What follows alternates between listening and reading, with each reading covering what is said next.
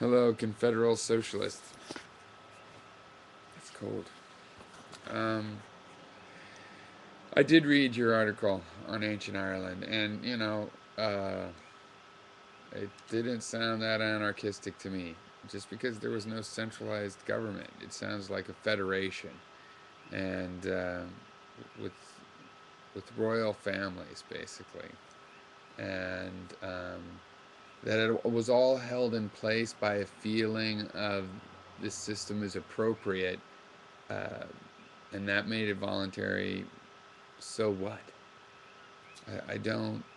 If that's what you mean by anarchistic, um, yeah, I want to have a more distributed system. I don't believe in hierarchy. I believe in distributed systems. I believe in organic organizations that tend to be more distributed and based on specialization. People do have certain powers over certain areas that they are supposed to be either expert in or which are their private purview.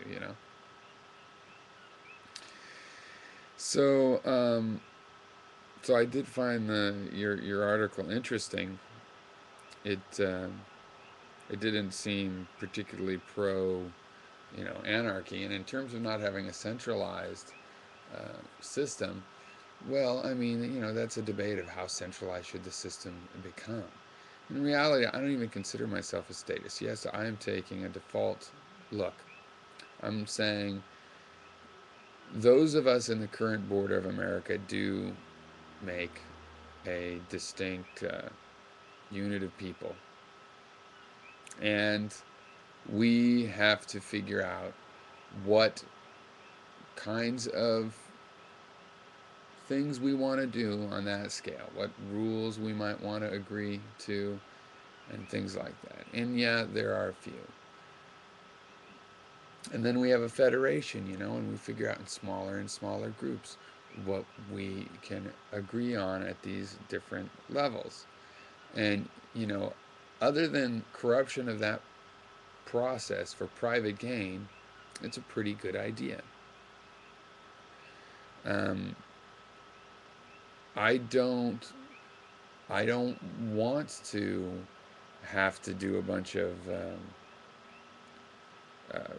hire a bunch of companies to try to get people to play fair in the economy. It's not going to work like that because see, we're going to build the roads. Everybody can use them, and then some jerk's going to come along, and he's the builder of the next kind of a road. Maybe an information highway, and he's going to screw it up and say, "Whoa, no, not everybody can go on my roads. They're new in that way too." Bullshit. You know, he's going to enter into the system. He walked to work on the same paths that were built by, everybody's grandfather. He can put his system into the infrastructure because he has to plug it into the infrastructure to make money off of it. So he just wants to pull some sort of a gimmick where uh, he can totally control it. I don't think so. And yet, partial controls and various controls. Yeah, we're trying to let the individual still control things. Of course, these individuals are clever and they should be able to. So, like with the phone company, yeah, he had a patent. Are you seriously talking about him starting off his monopoly with the patent? That was a problem. He ought to have had a patent. Otherwise, somebody with a bunch of money could have just come in and stolen his idea easily. Just he sold two or three of them. They look at him, boom, they'll sell 1 million before anybody even heard of him. Yeah, that would not be okay. And then after that point, Bell's was able to use its head start and the fact that it always stayed a pretty sharp technological company. Uh, it stayed ahead and was able to basically control the phone market. And in a way, people saw, well, yeah, because we all want to be able to call each other. How are you going to have multiple ones? Well, the answer to that is that when you have people creating network infrastructure, they have to make a way to plug into the network infrastructure. And it's easy to say, well, the market forces would get there. Yeah, eventually. But you talk about efficiency, and no, I don't think. I think people see that it has to happen before businesses go ahead and let it happen because greed makes a long standing, it keeps a lot of people out of the compatibility game. And it happens to affect the biggest people who have the most to lose from compatibility. So, Yeah, I think making stuff compatible ultimately helps, and if you stay lean and mean, it'll always help you. Your company will always be the better for being more compatible. But if your company wants to get fat and lazy and live off of its brand name, then it helps sometimes to not be so compatible. And that's just a fact of life. I know there's natural forces that break that down, but rather slowly. I think humans can intentionally affect that a lot quicker than just these loose natural forces.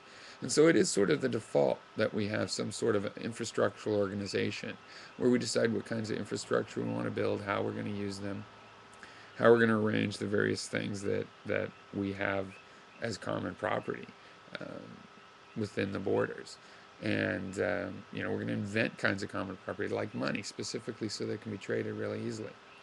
So